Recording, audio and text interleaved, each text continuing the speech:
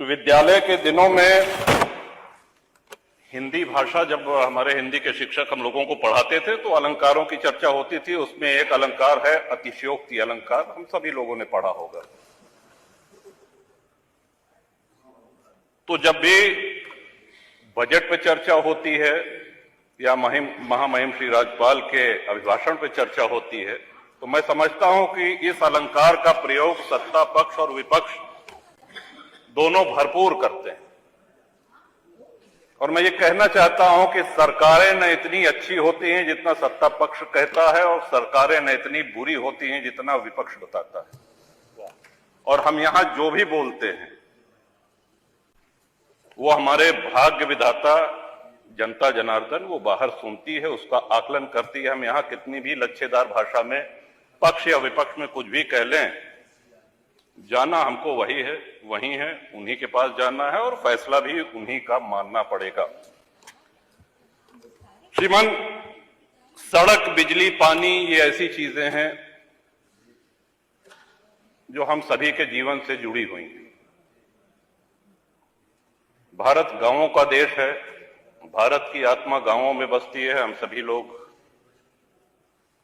इस उक्ति को, इस सिद्धांत को मानते हुए आए हैं।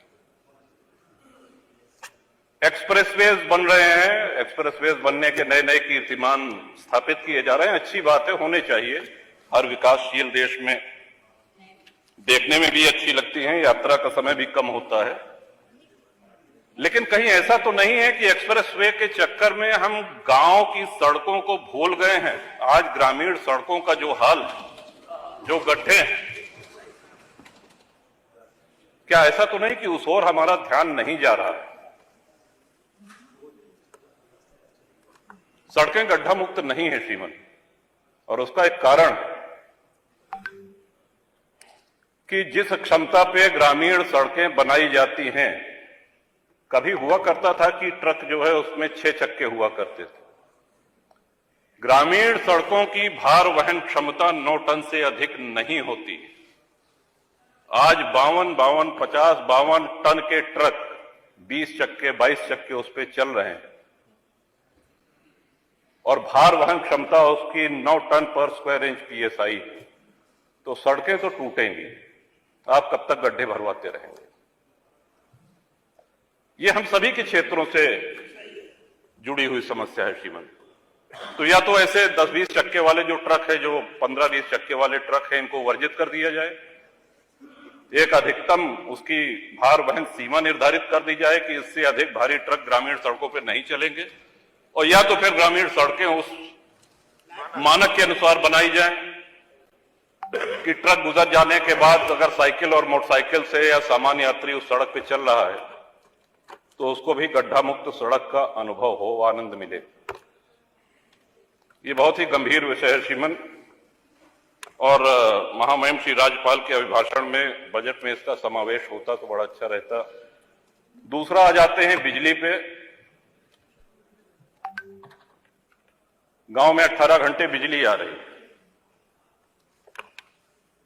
जिला मुख्यालय पे भी आ रही, तहसील मुख्यालय पे भी आ रही। जितना आप लोगों ने बताया, हो सकता है 1-आधा घंटा उससे कम ज्यादा हो, लेकिन आ रही। लेकिन बिजली के साथ साथ विजिलेंस का प्रकोप बहुत ज्यादा हो गया है। इस तरह के छापे पड़ रहे हैं लोगों के यहां। कई माननीय सदस्यों ने इसको सदन में कहा भी है। फोन आता है, उनको बुलाया जाता है और उनसे बाहर, बिजली दफ्तर के बाहर उनसे रकम तय की जाती है, उनसे पैसा लिया जाता है, उनसे वसूली की जाती है। समस्या जहां की तहां। तो मैं समझता हूं कि इस पे भी माननीय बिजली मंत्री हैं यहां पे उपस्थित, आपके माध्यम से मैं चाहूंगा कि ये ऐसी समस्याएं हैं कि आप इनको चाहे सत्ता पक्ष और चाहे प्रतिपक्ष किसी भी माननीय सदस्य से पूछेंगे तो हम सभी के क्षेत्रों में ये समस्याएं हैं। सड़क, बिजली के साथ साथ पानी। श्रीमन, हर गांव में पानी की टंकी निर्माणाधीन है। जहां नहीं है वहां ये हो कि साहब जमीन चिन्हित की जा रही है, कुछ बन के तैयार हो गई हैं, कुछ बन रही हैं। बड़ा प्रचारित भी किया गया कि साहब अब हैंडपंप नहीं है, अब नल की टोंटी से आप सब लोगों को पानी पीने को मिलेगा। हम भी जानते हैं और यहां बैठे हुए सभी माननीय सदस्य भी इस बात से सहमत होंगे कि नल की टोंटी से गांव-गांव, घर-घर पानी नहीं पहुंचाया जा सकता, और अगर पहुंचाया भी जा सकता है तो कम से कम उसमें 10 वर्ष लग जाएंगे। अब हैंडपंपों की जो स्थिति है, इस बार हम सभी जानते हैं कि बारिश कम हुई है, सर्दी भी कम पड़ी है। आने वाला मौसम विभाग का पूर्वानुमान है कि भयंकर गर्मी पड़ेगी, पानी का स्टेटा नीचे जा रहा है और छोटे हैंडपंप पानी छोड़ना शुरू कर देंगे। विशेषकर जो सूखे क्षेत्र हैं उनको तो विशेष प्रकोप इसका झेलना पड़ता है। जो हैंडपंप हम लोगों को मिलते थे वो हैंडपंप मिलना बंद हो गए हैं, ये कह करके कि अब पानी की टंकी से ही आप लोग जलपान करिए, पानी पीजिए। जो इंडिया मार्क II हैंडपंप खराब हो गए हैं, ध्वस्त हो गए हैं, उनको रिबोर करने के लिए जो प्लान थे, कोई भी इंडिया मार्क का हैंडपंप रिबोर नहीं हो रहा है, और सभी माननीय सदस्य से सहमत होंगे साहब। तो आपके माध्यम से सरकार से मेरा अनुरोध है कि जब तक घर घर टोंटी का नल, पानी की टोंटी नहीं लग जाती है, तब तक ये सुनिश्चित कराएं कि India mark handpump, India II mark का हैंडपंप जो हम लोगों को मिलता था वो यथावत मिलता रहे। पानी की किल्लत और पानी की हाहाकार जो मचने वाली है आने वाले दिनों में, उसके पहले आपका ध्यान आकर्षण, इस माननीय सदन का ध्यान आकर्षण इधर कराना चाहता हूं। और ये बहुत ही जटिल समस्या आने वाले अप्रैल से शुरू होकर के मई, जून, जुलाई आदि महीने में होगी। इसके साथ ही श्रीमंत सदन का चलना, यह भी एक बड़ा महत्वपूर्ण विषय है, और ये हमारा बहुत बड़ा सौभाग्य है कि 30 वर्ष इस सदन में हो गए हैं और बहुत से महानुभावों के साथ काम करने का, उनके साथ यहां बैठने का अवसर मिला है। और हमसे भी बहुत वरिष्ठ यहां पे सदस्य जिनसे मैं सीखता हूं, आदरणीय खन्ना जी हैं, आदरणीय अवधेश जी हैं, रमापति शास्त्री जी हैं, माता प्रसाद पांडे जी हैं, तमाम ऐसे सदस्य। लेकिन क्या आपको ऐसा नहीं लगता कि भाषण का जो स्तर था उसमें बहुत गिरावट आई है? और उसका कारण यह है कि जब हाउस नहीं चलेगा, सदन नहीं चलेगा, तो नए माननीय सदस्यों को बोलने का अभ्यास नहीं रह जाएगा।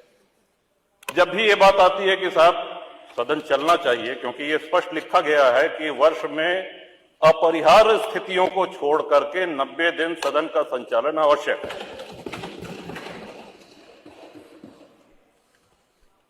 लेकिन दुख इस बात का है, चाहे जो दल सत्ता में रहे, जब इसकी चर्चा होती तो बहस इस पे होने लगती है कि साहब आपके समय में 19 दिन चला था, मैंने 20 दिन चलाया, या आपके समय में 20 दिन चला तो मैंने 21 दिन चलाया, और चर्चा यहीं पे हो हल्ला होकर के समाप्त हो जाती है। ये रिकॉर्ड तो बताया जाता है कि सबसे कम किसने चलाया, दूसरे नंबर पे कौन था, ऐसा भी हुआ कि इतने दिन सदन चला, इतने दिन। क्या कभी हमने ये जानने का प्रयास किया कि जब हमारा देश आजाद हुआ था तो कितने दिन सदन चला था, या जब से ये सदन चलना शुरू हुआ है एक वर्ष में अधिक से अधिक सबसे ज्यादा किस वर्ष चला है, और क्यों ना उस रिकॉर्ड को हम लोग तोड़ें। सदन से बचना क्या थी? सदन के माध्यम से ही तो हम लोग अपनी बात कहते हैं, सदन के माध्यम से ही जन समस्याओं का निराकरण होता है, उनका निवारण होता है, लोकतंत्र मजबूत होता है। ये लोकतंत्र की आत्मा है। आत्मा को जितना मजबूत करेंगे उतना हम सभी लोग पुष्पित पल्लवित होंगे इस लोकतंत्र में। इसके साथ ही मैं ये भी कहना चाहूंगा श्रीमन कि आए दिन माननीय विधायकों के ऊपर मुकदमे कायम हो रहे हैं, और अक्सर धरना प्रदर्शन, यहां पे जो लोग भी बैठे हैं, किसी के दल और किसी के व्यक्तिगत, उनके सार्वजनिक जीवन में कभी ऐसा अवसर ना आया होगा कि उन्होंने धरना प्रदर्शन न किया हो। और जब तक लोकतंत्र रहेगा तब तक ये होता रहेगा। तोड़फोड़ की उससे हम सहमत नहीं हैं, हम हिंसा से भी सहमत नहीं हैं। लेकिन बहुत से ऐसे माननीय विधायक हैं जिनके ऊपर धरना प्रदर्शन, शांतिपूर्ण धरना प्रदर्शन के कारण मुकदमे कायम हुए हैं और आज भी हैं। उनको एमपी एमएलए कोर्ट जाना पड़ रहा है। कई बार ऐसा भी हुआ कि धरना प्रदर्शन में दूसरे अराजक तत्व आकर के हिंसा फैला देते हैं और झेलना विधायक जी को पड़ता है। एक अलग से अदालत गठित है, वहां जाना पड़ता है, वहां पे उनकी पेशी होती है और पूरा मुकदमा झेलना पड़ता है। तो ये तलवार जो लटकी रहती है माननीय विधायकों के ऊपर कि कब अदालत सजा कर दे। अभी कल भी एक माननीय सदस्य को न्यायालय ने दंड दिया, सौभाग्य से 2 वर्ष से कम अवधि की। तो सभी जनप्रतिनिधियों को प्रतिरोध कौन करेगा, आवाज कौन उठाएगा? अगर धरना प्रदर्शन के इतने गंभीर परिणाम आने लगेंगे तब तो विधायक और सांसद भागने लगेंगे धरना प्रदर्शन से। जनता की लड़ाई कौन लड़ेगा? ये गंभीर विषय मैं चाहता हूं कि इसको पूरी गंभीरता से ये सरकार ले और अनावश्यक मुकदमे हों। फिर मैं अपनी बात दोहरा रहा हूं कि हिंसा और उपद्रव का मैं समर्थन नहीं कर रहा हूं, लेकिन शांतिपूर्ण अगर धरना प्रदर्शन हुआ तो उसके लिए हमको अदालत के कटघरे में न खड़ा होना पड़े। जनता की लड़ाई लड़ने के लिए